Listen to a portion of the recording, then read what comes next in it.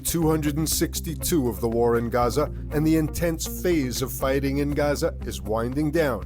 That's the word from Prime Minister Netanyahu, who also said that while the high-intensity phase of the conflict is over, he is not prepared to end the war and leave Hamas in place. Speaking to Channel 14 in his first Hebrew interview since the start of the war, Netanyahu said he is prepared for a partial hostage-for-ceasefire agreement without giving up the goal of destroying Hamas.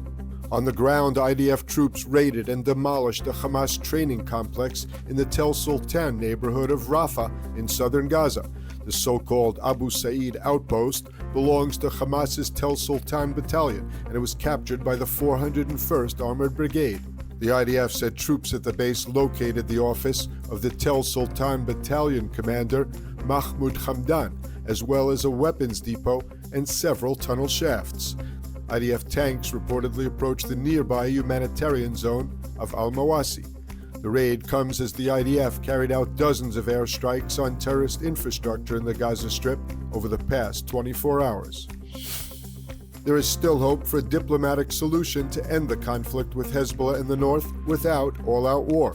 That's the message from Prime Minister Netanyahu, who said Israel can fight on two fronts if necessary and is prepared for all scenarios. But asked about recent indications that war with Hezbollah is coming, Netanyahu said he hoped it would not be necessary, but Israel would meet the challenge. The Prime Minister said the current reality was unacceptable, and even with an agreement, Israel will need to enforce Hezbollah compliance to stay away from the border.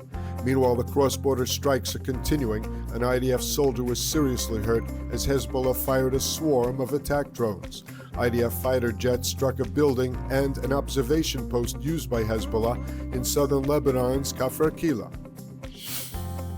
At least 15 Russian police and civilians were killed in attacks on synagogues and churches in Dagestan, a largely Muslim region of Russia neighboring Chechnya. There were no Jews among the casualties. The Jewish community said that two buildings had been empty at the time of the attacks, about 40 minutes before evening prayers. An Orthodox priest was among those slain in coordinated assaults on Machalkala and Derbent, with synagogues in both cities set ablaze. Gunmen attacked the synagogues, churches, and a police checkpoint with automatic weapons and Molotov cocktails. Officials say 5 gunmen were eliminated after local authorities launched a counter-terror operation. It's unclear how many assailants were involved in the attacks or how many remain at large.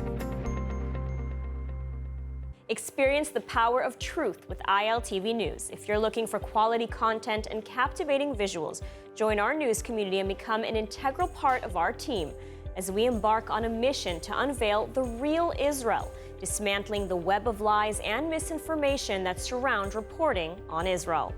By subscribing to ILTV News, you will not only have access to the latest updates, but you will also amplify our message, creating a ripple effect that carries the truth far and wide. Subscribe today and help reshape the narrative. Available on the web, Android, and Apple.